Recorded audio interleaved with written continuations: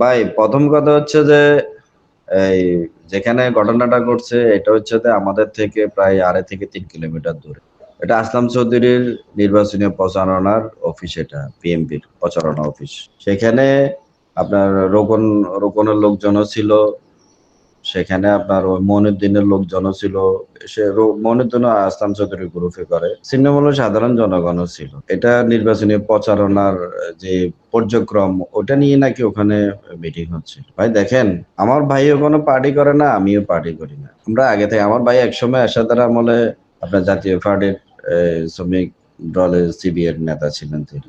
জাতীয় পার্টির পতন হওয়ার পর, এরশাদের পতন হওয়ার পরে তিনি ওখান থেকে কিন্তু সরে দাঁড়ান। তখনকার থেকে তিনি রাজনীতি থেকে বিতাড়িত। আর আমি ছোট থেকে রাজনীতি আমার পছন্দ না, আমি রাজনীতি করি না। আমরা আসলাম চৌধুরীর দলও করি না, আমরা বিএনপি বা জামাত আওয়ামী লীগ আমরা কোনো দলের সাথে আসক্ত না। আমরা আমাদের ব্যবসা বাণিজ্য করে আমরা নিজেদের অবস্থান নিয়ে নিজেরা থাকি।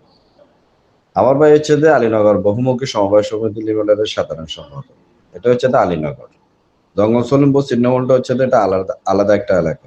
যে জায়গায় ঘটনাটা ঘটছে ওই দিন 19 তারিখ, আমি ওই দিন আসরের নামাজটা পড়ে আমার এলাকায় আসরের নামাজটা পড়ে বের হয়েছি মসজিদ থেকে, আলীনগর মসজিদ থেকে বের হওয়ার পরে শুনতে পেলাম যে ওখানে নাকি দুই গ্রুপের মারামারি হয়েছে। প্রথমে আমার কাছে একটা ফোন আসছে যে ওখানে দুই গ্রুপের মারামারি হয়েছে, একটা হচ্ছে যে রোকন গ্রুপ আর একটা হচ্ছে মহিউদ্দিন গ্রুপ। তো আসলে এটা তো এলাকাটা আমাদের থেকে প্রায় আরো 2.5 থেকে 3 কিলোমিটার দূরে। পর্যবেক্ষণ করে ওখান থেকে আমরা খোঁজখবর নিতে অনেক অনেক সময় লাগে। পরবর্তীতে আমরা ফেসবুকে দেখলাম যে একটা ভিডিও ফুটেজ ভাইরাল হলো। সেখানে দেখলাম যে একটা গাড়ি, সিভিলে বা সাদা গাড়ি দুইটা আসলো। সামনেরটা থেকে দেখলাম যে সিভিলে গুরগুরা সব মানুষগুলো ঢুকে গেল ভিতরে। এরপর ওখানে কি হয়েছে না হয়েছে সেটা ওখানে যারা উপস্থিত ছিল তারা বলতে পারবে। এরপরও সেখানে কোন মানুষ আটক হয়েছে এগুলো পুলিশ প্রশাসনে অভিযান চালায়, তাদেরকে আবার এখান থেকে উদ্ধার করে নিয়ে গেছে। তারপর থেকে আপনার media, online media, social media খুব খবরটা খুব জোরালো ভাবে প্রচার করছে। আমরা আদারওয়াইজ চারিদিকে খোঁজখবর পরবর্তীতে জানলাম। ঘটনার পরে জানতে পারলাম যে ওরা নাকি র্যাবের সদস্য ছিলেন, বা তারা র্যাবের সদস্য, র্যাব দাবি করছেন র্যাবের সদস্য।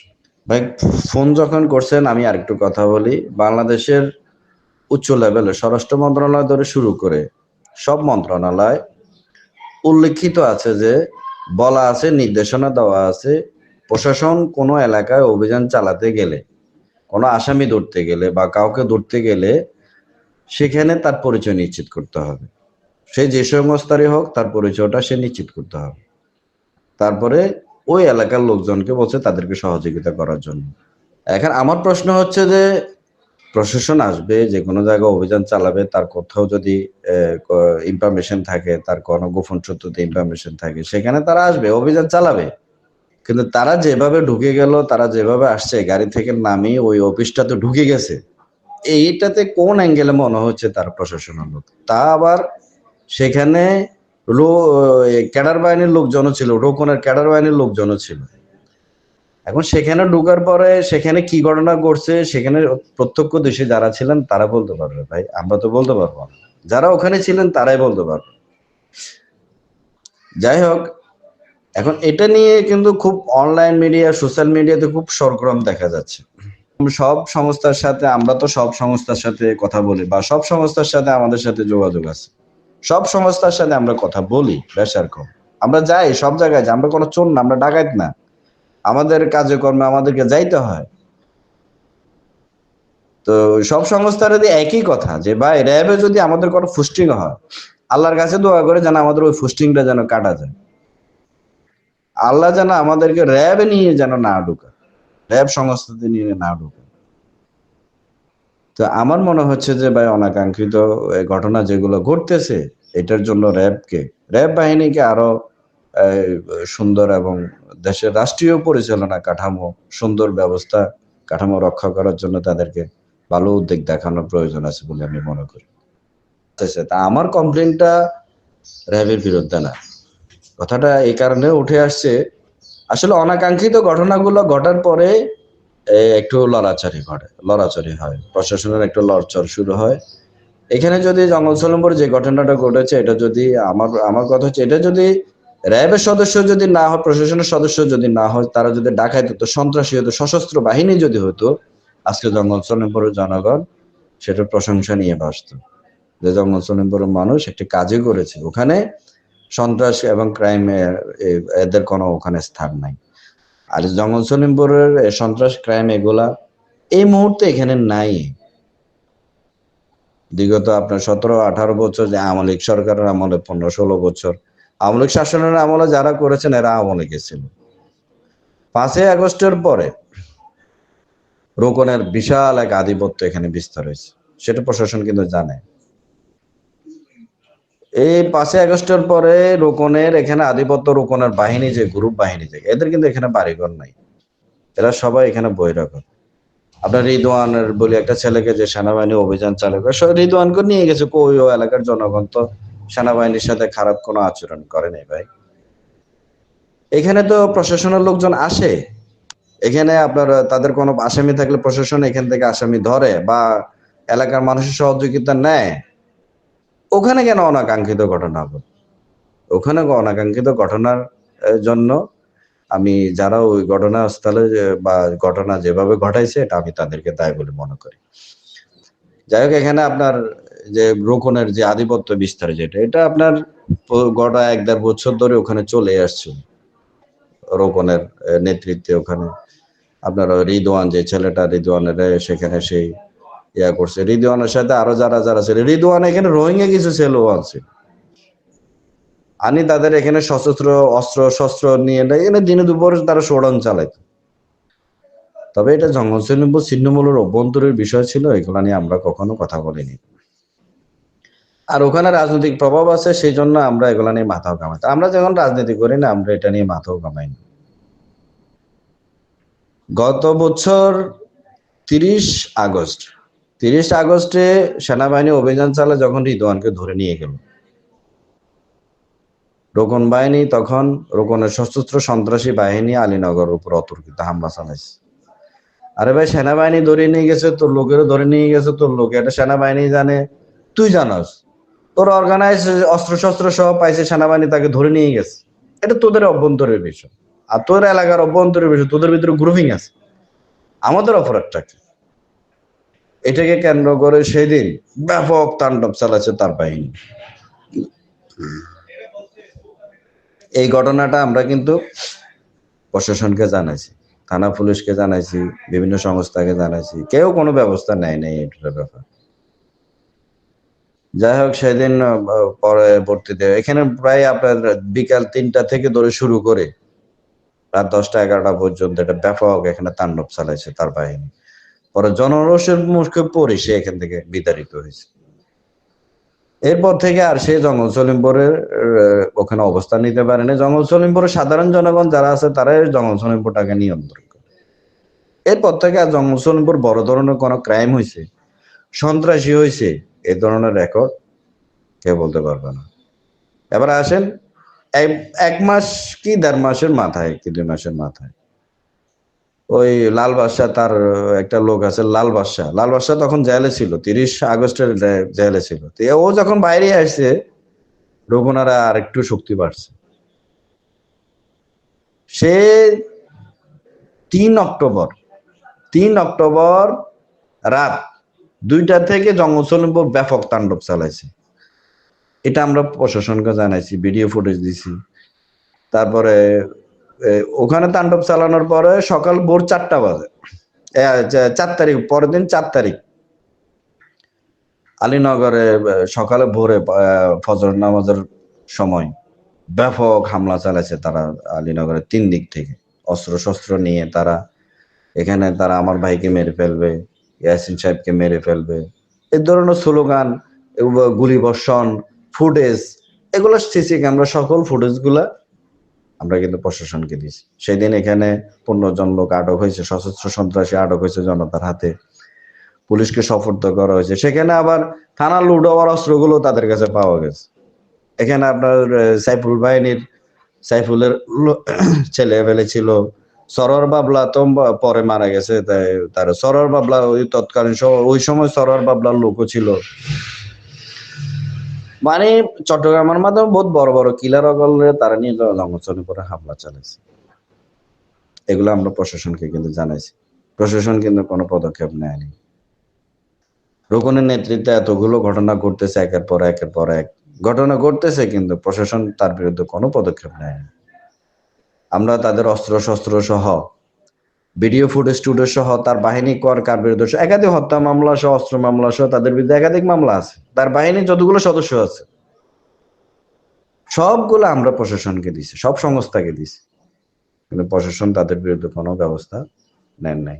আমরা বিভিন্ন অ্যাঙ্গেলের সব সংস্থাকে যে প্রশ্ন করলাম যে আপনারা কেন তার বিরুদ্ধে পদক্ষেপ নিচ্ছে না, তারা শেষ পর্যায়ে আমাদেরকে একটি মাত্র উত্তর দিছে, সে আসলাম চৌধুরী গ্রুপ করে, আসলাম চৌধুরী গ্রুপ করে, এই জন্য তাকে ধরা যাবে না, উপরে নির্দেশ নেই। তো কেউ একজন কোন একজন সন্ত্রাসী, শীর্ষ সন্ত্রাসী, প্রফেশনালি সন্ত্রাসী, আন্ডারওয়ার্ল্ডের ধন, সে রাজনীতি করে পার পেয়ে যাবে। আর এটার খেসারত সাধারণ জনগণকে দিতে হবে কেন ভাই? জঙ্গল সলিমপুরে সাধারণ জনগণকে কেন দিতে হবে তার খেসারত? এই রোকনকে আটক করে ফেললে সব ঝামেলা শেষ হয়ে যেত।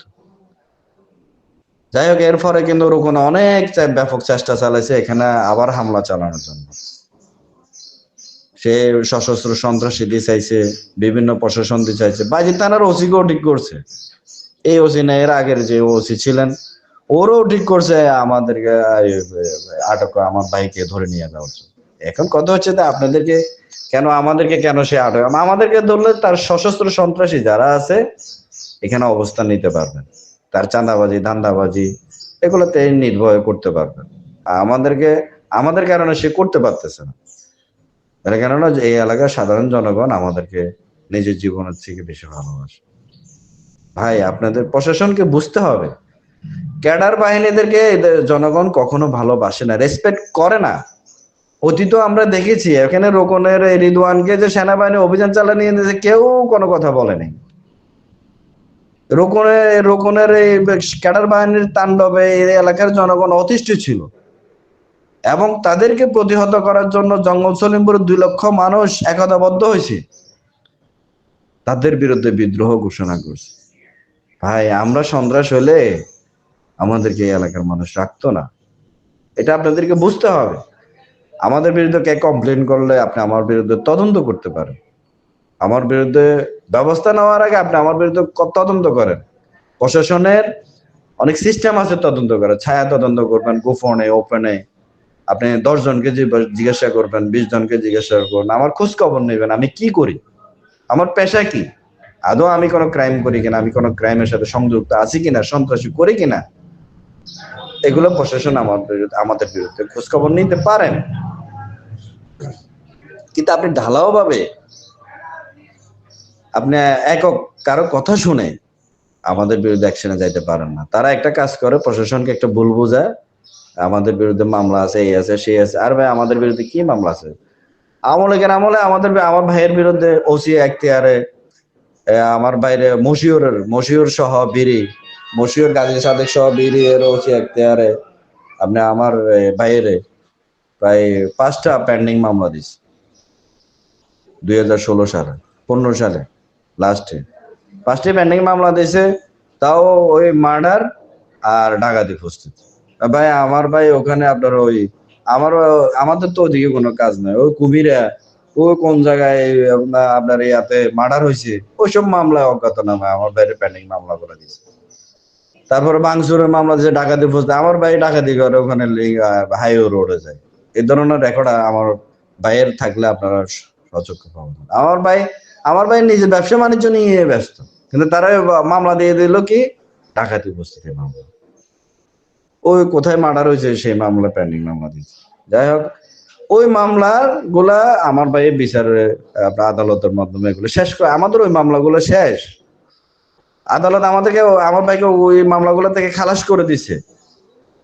তার পরবর্তীতে আপনার ফ্যাসিস্ট আমলে 2022 সালে ডিসি মমিনুল হক সহ আওয়ামী লীগের যত হেভি নেতারা ছিলেন, এখানে উপজেলা চেয়ারম্যান মামুন সাহেব, পরবর্তীতে এমপি হয়েছে দিদার সাহেব, এখানে যারা যারা আওয়ামী লীগের যারা ছিন্নমূলের মশিউর বা যারা গাজী সাদেক টাদেক সহ যারা ছিলেন, তারা সহ সিন্ডিকেট করে আমার ভাইকে মিথ্যা একটা মামলা দিয়ে আমরা কোর্ট স্যালেন্ডার করছি, সেখান থেকে আমাদেরকে জেলখানায় পাঠিয়ে দিয়েছে। সেখানে আমিও 1 সপ্তাহ জেল কাটছি, আমিও 1 সপ্তাহ জেলে ছিলাম। কিন্তু একটা মারামারির মামলায় আমাদেরকে নিয়ে পানিশমেন্ট ওয়ার্ডে নিয়ে ঢুকে দিচ্ছে। তারপরে 2022 সালে এখানে ব্যাপক তাণ্ডব চালাইছে আওয়ামী লীগের নেতারা, সাধারণ জনগণ। এখানে অনেক মানুষ মারা গেছে, যেটা মিডিয়া প্রচার করে নাই। অনেক মানুষের লাইফ পঙ্গু হয়ে গেছে, যেটা আপনার মিডিয়া প্রচার করে নাই। এখানে অনেক মানুষের জানমালের ক্ষতি হয়েছে, যেটা মিডিয়া প্রচার করে নাই। মিডিয়াকে যদি আমরা বলি আমাদের ভাই আপনারা আসেন আমাদের সাক্ষাৎকার নেন, তারা বলতে ডিসির নির্দেশ আছে, আমরা ওদিকে যেতে পারবো না। মিডিয়াকে যদি বলি ভাই আপনি বাস্তবটা প্রকাশ করেন, না না ডিসি মমিন সাহেব যেটা বলছে সেটাই, আপনাদের বিরুদ্ধে আওয়ামী লীগের নেতারা লাগিয়ে রয়েছে, এটা ওই টোটাল জঙ্গলসলিমপুরটা তাদের লাগবে, এটা তাদেরকে আপনারা দিয়ে ফেললে আপনাদের বিরুদ্ধে আর কোনো সমালোচনা হবে না। ভাই এখানে 2 লক্ষাধিক মানুষের বাড়ি ঘর দুয়ার, তার নিজের জীবনের সবকিছু সঞ্চয় সে এখানে ব্যয় করে, সে এখানে আছে। সবাই তাদেরকে এমনি দিয়ে দিবে? সবাইকে দিয়ে দেবে, তাই যা এখন দেয়নি কেন? এরা সবাই সন্ত্রাসের অবরোধ, আপনাদের মিডিয়ার মাধ্যমে সম্প্রচার করে এখানে সন্ত্রাসের অবরোধ, এরা সবাই সন্ত্রাসী করে। যাই হোক 2022 সাল চলে গেল, পরবর্তীতে ঘটনাগুলো আস্তে আস্তে সবকিছু শিথিল হয়ে আসলো। শিথিল হয়ে আসার পর 5ই আগস্টের পরে আমরা ভাবছিলাম যাক শেখ হাসিনা চলে গেছে, এই দেশে মনে সন্ত্রাস মুক্ত নৈরাজ্য মুক্ত বাংলাদেশে দেশের জনগণ পাবে। কিন্তু এখন দেখতেছি যে শেখ হাসিনা যাওয়ার পর বাংলাদেশটারে আরো নৈরাজ্য করে তুলছে।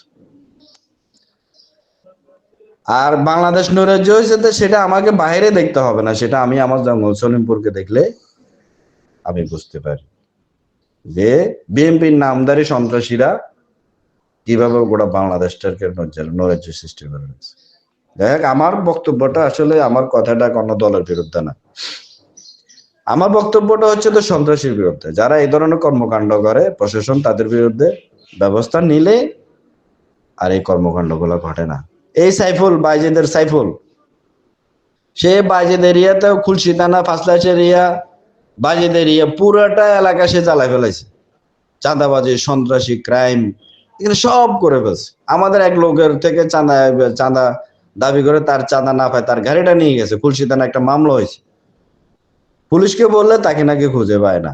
সে ওপেন এখানে রাস্তায় হাঁটা চলাফেরা করে, মিটিং করে, চলে ফিরে, তাকে খুঁজে পায় না। কিন্তু শেষ পর্যন্ত পুলিশ তাকে ধরছে যখন বড় ধরনের এক ঘটনা করছে, স্বর্ণ চুরি, 350 ভরি স্বর্ণ যখন লুট হয়েছে তার নেতৃত্বে, সাইফুলের নেতৃত্বে, তখন যে পুলিশের গাটা লড়াচ্ছে। এবারে তারা ঢাকা থেকে খুঁজে ধরে নিয়ে আসছে, তারা খুঁজে পাওয়া যাচ্ছে না। পরবর্তীতে দেখলাম তো তাকে ঢাকা থেকে ধরে নিয়ে আসবে।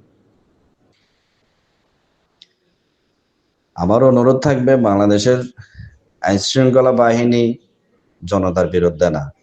এদেশের জনতার সাথে আইন শৃঙ্খলা বাহিনীর সুসম্পর্ক থাকবে, সম্পর্ক ভালোবাসা থাকবে অবিরন বলে। কেননা এদেশের আইন শৃঙ্খলা বাহিনী আছে বিদায় আমরা শান্তিতে ঘুমাতে পারি।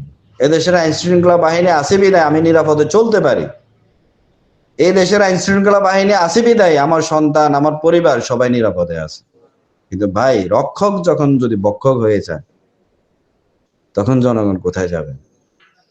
আমার অনুরোধ থাকবে দেশের আইন শৃঙ্খলা বাহিনীর প্রতি যে অবশ্যই আপনারা আসবেন, আপনার পরিচয় দিবেন, পোশাক রাখবেন, পরিচয় নিশ্চিত করে আপনার আসামি আপনি ধরবেন, আমাদের কোনো সমস্যা। আর নইলে কোনো আসামি যদি থাকে, আপনারা আমাদের জঙ্গল সলিমপুরের মানুষ জনগণের সহযোগিতা নেবেন।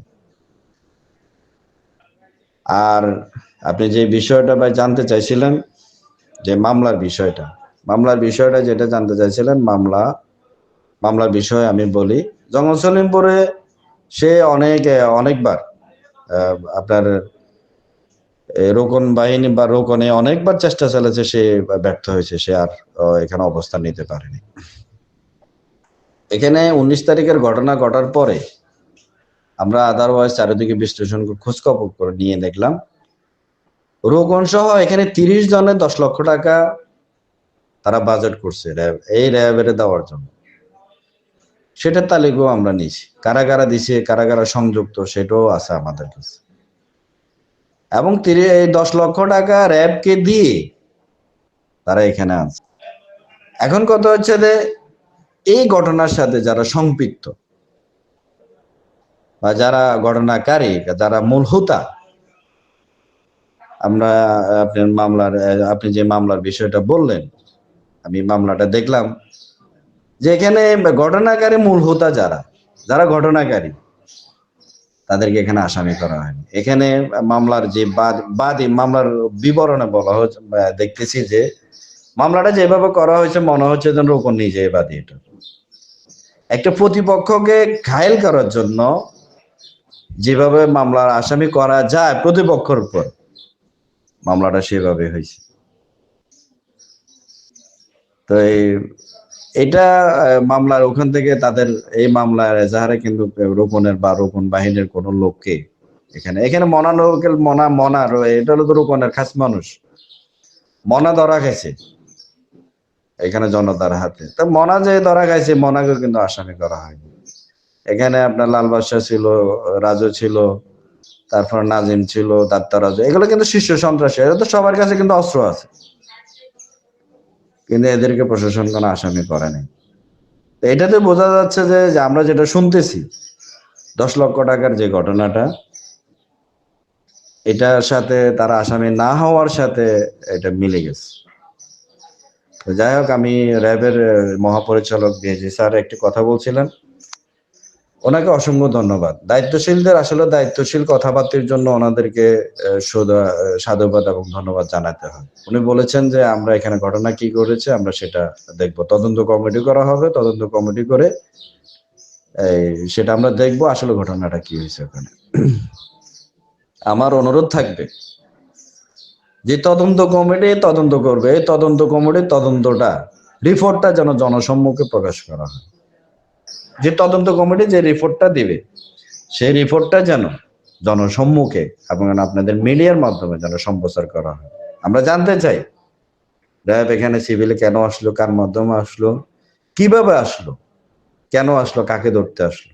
একটা বিএনপির অফিসে, প্রচারণা অফিসে এতগুলো মানুষের ভিতরে প্রশাসন বা প্রশাসনের নাম ব্যবহার করে বা সিভিলে তারা কেন এখানে এভাবে হানা চালালো বা তাদের সাথে কি ওখানে কি হয়েছে, এই জিনিসটা আমরা জনসম্মুখে জানতে চাইবো। যাই হোক, এখানে র্যাবের একজন সদস্য বাদী হয়ে এখানে একটা মামলা করছেন, 29 জনকে আসামি করে 150 থেকে 200 উনি অজ্ঞাতনামা। ভাই 150-200 জন মানুষ তো সবাই সন্ত্রাস না। আপনার 150-200 এখানে দেখা যায় পাবলিক বিস্ফোরণ করছে ওখানে জনসম্মুখে। এখানে ঘটনাটা সাধারণ জনগণের সাথে হয়েছে। যাই হোক, আমার কথা হচ্ছে যে এজাহারটা যেভাবে হয়েছে বা যেভাবে করা হয়েছে বা যাদেরকে যেভাবে একটা প্রতিফলন যে এজাহারটাতে করা হয়েছে, র্যাবের সদস্যরা, যাই হোক, উনি আমার কথাটা আবার ওনারা কিভাবে নিবে আমি জানি না। ওনারা যদি র্যাব সদস্য মোতালেব সাহেবের অনাকাঙ্ক্ষিত ঘটনার যদি সুস্থ তদন্ত এবং নিরপেক্ষ তদন্ত যদি চাইতেন বা বিচার চাইতেন, তাহলে ওনারা আসামি একক একটা পার্টিকে বা সাধারণ বা জনগণকে দেওয়া উচিত হয়নি। ওনারা যদি এই ঘটনার যদি সুস্থ তদন্ত চাইতেন তাহলে মূল আসামিদেরকে তারা বাদ দিতেন না। তারা কিন্তু মূল আসামিদেরকে বাদ দিয়ে দিয়েছে। তার মানে শাক দিয়ে মাছ ঢাকার চেষ্টা করতেছে। যাই হোক, আমি আপনাদের মাধ্যমে অনুরোধ করব যে যতই কিছু হোক, উনি বাংলাদেশের আইন শৃঙ্খলা বাহিনীর একজন সদস্য। ওনার এই অনাকাঙ্ক্ষিত ঘটনার জন্য আমিও আমার পরিবারের পক্ষ থেকে দুঃখ প্রকাশ করছি এবং সমবেদনা জানাচ্ছি। আজকে যে মোতালেব সাহেবের পরিবারকে যে ওনার যে অপরন্ত ক্ষতি হয়েছে, এটা কেউ দিতে পারবে না ভাই। সন্তান আমাদেরও আছে, স্ত্রী আমাদেরও আছে। আমি ছাড়া আমার পরিবার অনেক শূন্য। আমি তার সন্তানের কান্নাটা দেখেছি, তার পরিবারের কান্নাও দেখেছি। এটা কেউ পুরে দিতে পারবে না। এটা কেউ তার পরিবারের এই অভাবটা কেউ পুরে দিতে পারবে না। জঙ্গল সলিমপুর আরো 4টা-5টা মার্ডার হয়েছে রোকনের নেতৃত্বে, তাদের পরিবারেরও অপরন্ত যে ক্ষতিগুলো হয়েছে সেটা কেউ দিতে পারবে না। আমি এটা সুস্থ তদন্ত চাই। জঙ্গল সলিমপুর অনাকাঙ্ক্ষিত ঘটনার জন্য সুস্থ তদন্ত চাই আমি বাংলাদেশের সকল বাহিনীর প্রতি অনুরোধ করব, আপনারা এই ঘটনাটাকে সুস্থ তদন্ত করে, নিরপেক্ষ তদন্ত করে জাতির সামনে উপস্থাপন করুন।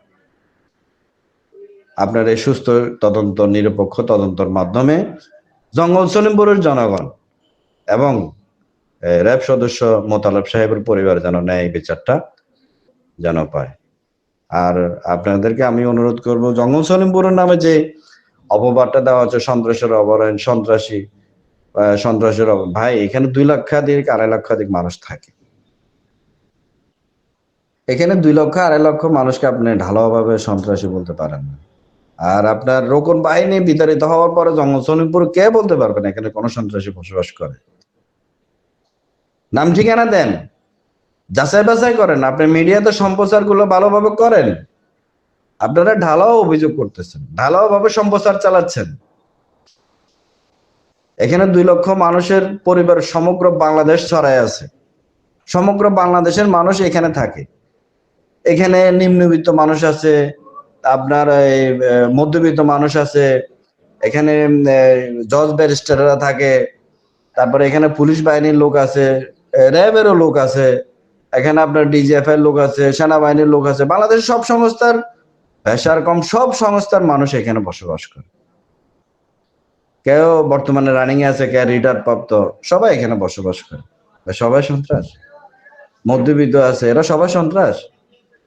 আমরা যদি জঙ্গল সলিমপুর সব জনগণ যদি সন্ত্রাস হয়ে থাকি, আমি মনে করি আমাদের আত্মীয় স্বজন পুরোটা বাংলাদেশ ছড়ায় আছে।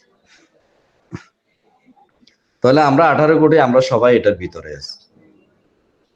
আপনারা যে অপপ্রচারটা চালাচ্ছেন সেটার ভিতরে আমরা পুরো 18 কোটি মানুষই এই সন্ত্রাসী কর্মকাণ্ডের ভিতরে আছি। তাই আমি বলবো অপপ্রচার থেকে বিরত থাকেন। আমি আপনার মাধ্যমে মিডিয়াদেরকে আমি বিশেষ করে অনুরোধ করব, আপনারা এই অপপ্রচার থেকে বিরত থাকেন। আর আমি আপনার মাধ্যমে আরেকটা কথা দিতে চাই, মামলা হয়েছে, অসুবিধা নেই। আমি অপরাধী হয়ে সুস্থ তদন্তের মাধ্যমে যদি আমি, আমার ভাই অপরাধী হইলে আমাদের বিচার হবে, এটাতে আমাদের কোনো মাথা ব্যথা নেই। এখানে অনেককে আসামি করা হয়েছে ভাই, এরা এলাকায় থাকে না, অনেকে দিন মজুর, ডেলি কাজ করে, জমিনে চাষ করে, এরকম ধরনের মানুষকে আসামি করা হয়েছে। আবার অনেকে আসামি করেছে যেটা এদেরকে আমরা চিনিও না। যাই হোক, আমি এই তদন্তই, এই সুস্থ তদন্ত, নিরপেক্ষ তদন্তের জন্য কোন সংস্থা যদি আমাদের সহযোগিতা চায়, আমরা সহযোগিতা করি। আমরা সব সংস্থাকে সহযোগিতা করতে রাজি। কথা দিলাম আমরা সবাইকে সহযোগিতা, নিরপেক্ষ তদন্ত করার জন্য আমরা সবাইকে সহযোগিতা করি।